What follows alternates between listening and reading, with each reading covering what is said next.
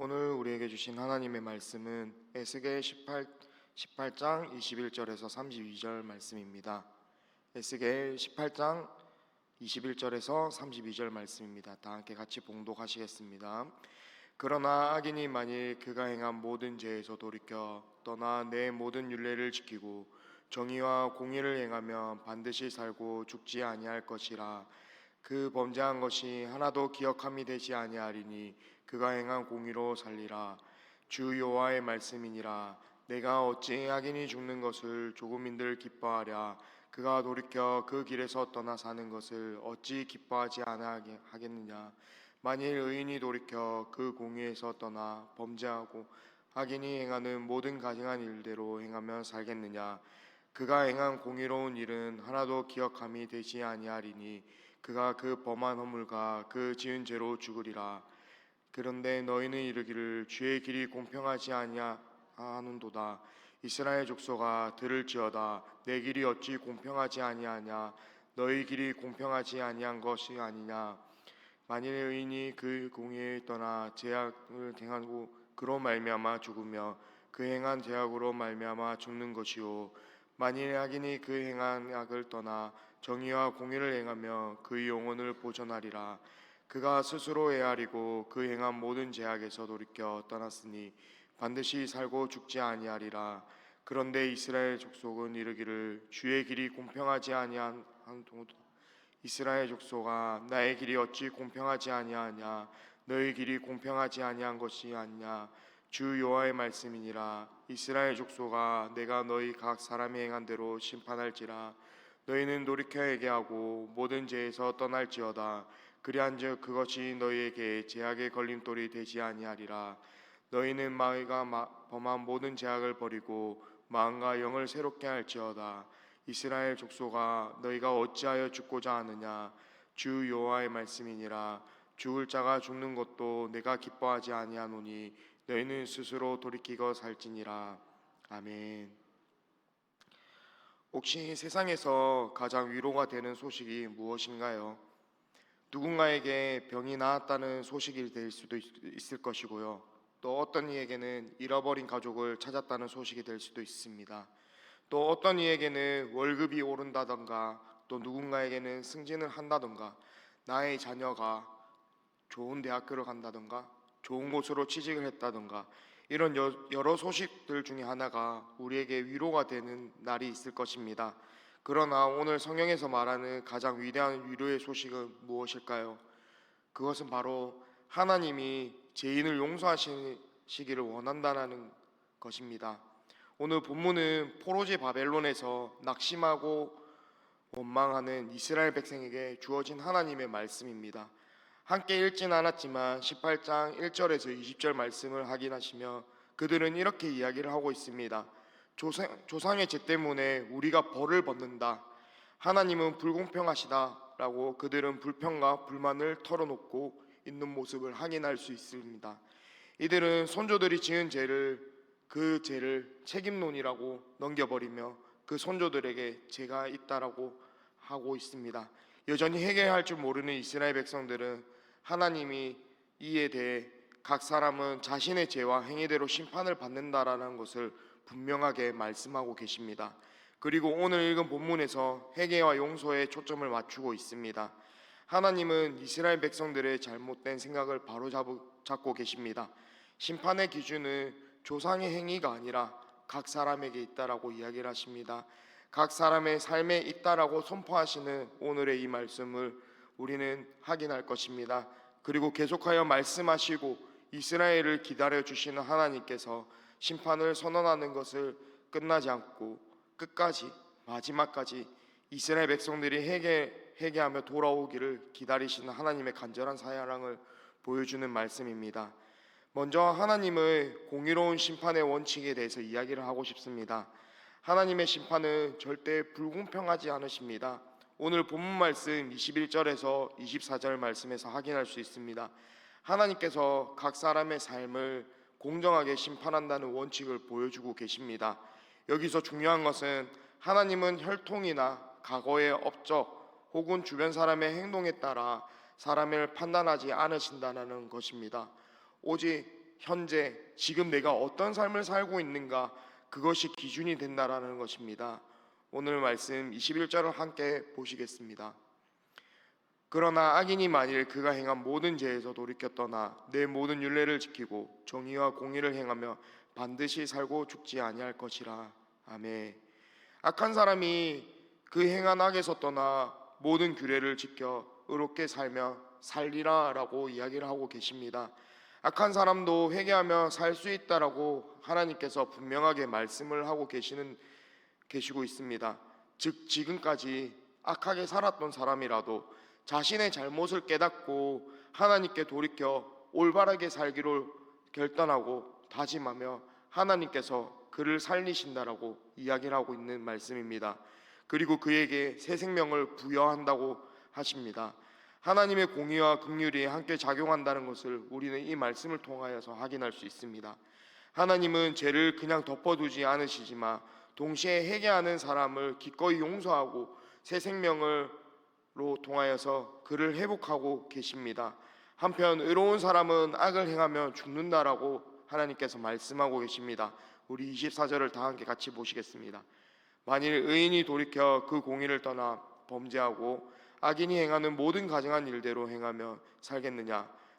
그가 행한 공의로운 일은 하나도 기억함이 되지 아니하리니 그가 그 범한 허물과 그 지은 죄로 죽으리라. 아멘.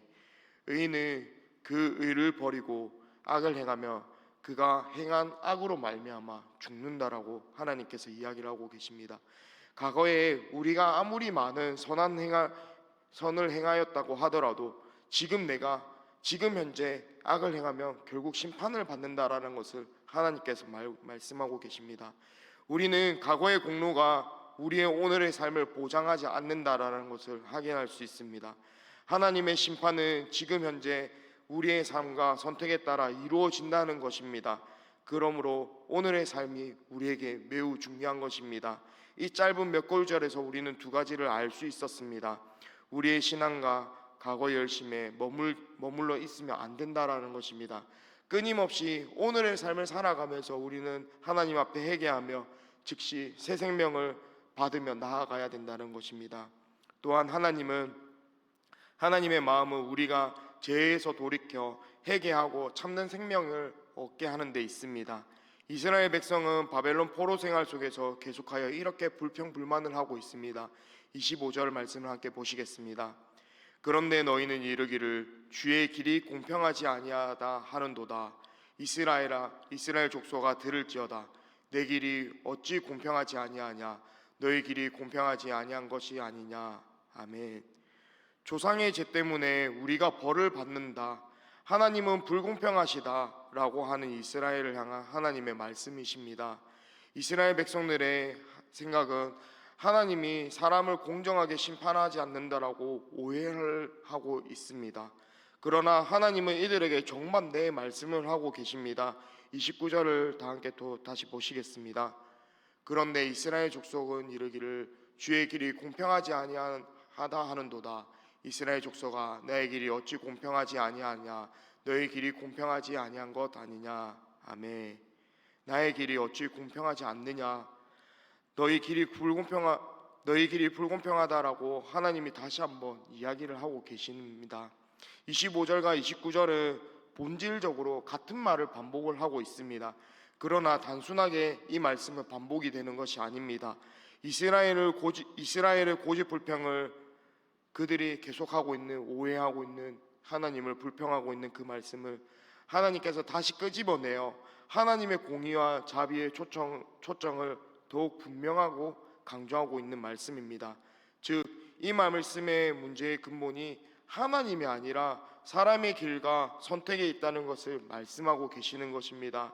하나님은 결코 악인의 죽음을 기뻐하지 않으시며 오히려 그들이 돌이켜 하나님 앞에 돌아와 새 생명을 얻기를 원하시고 계십니다. 우리가 앞서 보았던 23절 말씀에서 하나님의 말씀을, 우리는 하나님의 마음을 알 수 있습니다. 내가 어찌 악인의 죽는 것을 조금인들 기뻐하랴? 그가 돌이켜 그 길에서 떠나 사는 것을 기뻐하지 아니하겠느냐라고 우리 하나님께서 말씀하고 계십니다. 하나님의 마음은 심판보다 생명에 더 귀 기울여져 있습니다.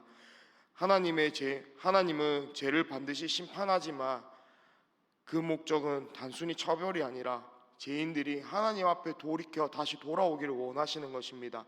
생명을 회복하게 하는 데 있다라는 것입니다. 하나님의 공의 속에는 무한한 사랑과 긍휼이 흐르고 있는 것을 우리는 확인할 수 있습니다. 하나님은 탕자를 끊임없이 기다리고 계시는 아버지처럼 언제나 우리 모두가 회개하기를 기다리고 계십니다. 우리의 과거의 잘못이나 실패가 아무리 크다 할지라도 돌이켜서 하나님께 나아가며 우리는 새 생명을 얻으며 하나님 앞에서 용서가 시작이 된다라는 것을 확인할 수 있습니다. 회개의 초점과 약속을 끊임없이 우리 하나님께서는 우리에게 말씀하고 계십니다. 30절에서 32절의 말씀을 보시면 하나님은 우리에게 이렇게 이야기를 하고 계십니다. 너희는 모든 죄악에서 돌이켜라. 그리고 새 마음과 새 영을 얻으라. 나는 너희가 죽는 것을 기뻐하지 아니하니 너희는 돌이켜 회개하라. 너희는 스스로 돌이키고 그 삶을 살아라라고 이야기를 하고 계십니다. 여기서 회개라는 말은 단순하게 죄를 지은 것을 후회하며 미안해하는 감정만을 가져가는 것이 아니라 삶의 방향을 완전히 바꾸는 데 있는 것입니다. 죄의 길에서 벗어나 하나님께로 향하는 결단과 행동이 이어져야 한다라는 것을 의미하고 있는 것입니다. 죄에서 돌이킨다는 것은 지금까지 내가 지은 잘못, 거짓, 탐욕, 탐색, 분노, 욕심과 욕망, 다른 사람에게 준 상처를 준 행동들을 하나님 앞에 내려놓고 다시 그 길로 돌아가지 않는다라는 결심하는 것을 의미합니다. 단순하게 후회나 말로 끝나는 것이 아니라 실제 나의 삶에 변화를 동반해야 합니다. 내 삶에서 우리의 입술로 고백으로 그치는 것이 아니라 내 삶에서 행위로 이어져야 한다는 것입니다. 하나님께 돌아설 때 우리의 마음은 새로워지며 이전의 죄와 패배감, 후회의 좌절에서 벗어나 하나님께서 원하시는 삶을 살아갈 힘과 방향을 얻게 될 것입니다. 하나님은 악인을 죽는 것을 절대 기뻐하지 않으십니다. 하나님의 심판이 단순한 처벌이 아니며 회개와 생명을 회복시키는 사랑의 행위임을 보여주고 계십니다. 하나님의 마음을 깨닫는 우리는 단순히 개인적인 신앙에 머물러 살면 안 됩니다. 우리는 이 놀라운 하나님의 사랑을 받았습니다. 하나님은 우리를 기다려 주셨습니다. 지금도 여전히 세상 속에는 악인들이 매우 넘쳐납니다. 하나님께서는 그들도 자신 앞에 돌아오기를 원하고 계십니다. 그 죄악의 길에서 돌이켜 하나님 앞으로 나아오기를 원하고 계십니다. 하나님의 사랑과 회복은 은혜를 세상에 전해야 하는 사명을 우리에게 주신 것입니다. 복음을 전하는 것이 단지 교회 안에서 우리가 설교를 들으며 설교를 하며 성경을 읽으며 기도하는 것만을 의미하는 것이 아닙니다. 우리의 일상 속에서, 가정과 직장 속에서, 학교와 이웃 관계 속에서 말과 행동을 통해서 그리스도의 사랑을 드러내는 모든 순간이 복음을 전하는 기회임을 기억하길 바랍니다. 우리 하나님께서는 제약된 길로 가는 수많은 자녀들을 다시 돌이켜 주님 앞에 나와 새 생명을 얻기를 원합니다. 사랑하는 수원화산교회 성도 여러분, 하나님은 오늘도 우리에게 말씀하고 계십니다. 너의 제약된 길에서 돌이켜라. 그리고 새 생명을 받으라 라고 명하고 계십니다. 이 초청의 말씀은 우리만 붙잡는 것이 아닙니다. 아직 하나님께 돌아오지 못한 이들에게 우리는 분명히 전해야 할 사명을 가지고 있습니다. 우리가 받은 생명의 은혜와 용서를 세상과 나누며 살아가야 합니다. 나의 이웃에게 나누며 전파하며 전해야 합니다. 그것이 하나님의 나라를 확장하기 위해 살아가는 우리의 성도의 사명입니다. 우리가 먼저 경험하였습니다. 우리가 증인이 되는 삶을 살아야 하며 우리의 경험이 증거가 되어야 합니다. 하나님 사랑의 증인으로서 회개의 길과 새 생명을 필요로 하는 사람들에게 복음을 전하며 삶과 말로 그 사랑을 실천해야 합니다. 하나님이 주신 은혜를 붙잡는 동시에 그 은혜를 전파하는 삶이야말로 오늘을 살아가는 우리에게 주신 하나님의 참된 사명임을 기억하길 원합니다. 동시에 그 사명을 끊임없이 살아가며 그 삶을 끊임없이 우리가 노력하며 나아가길 소망합니다. 기도하겠습니다.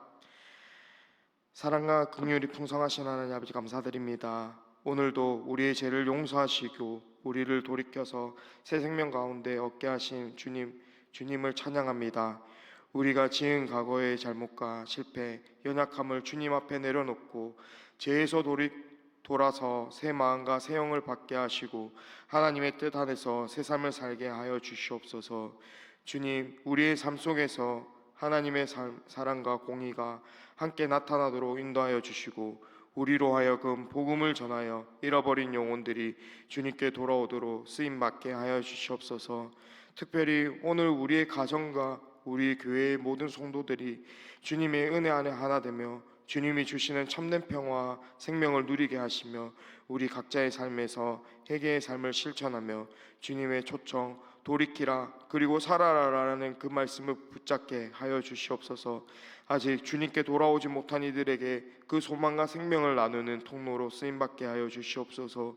예수님의 이름으로 기도드렸습니다. 아멘.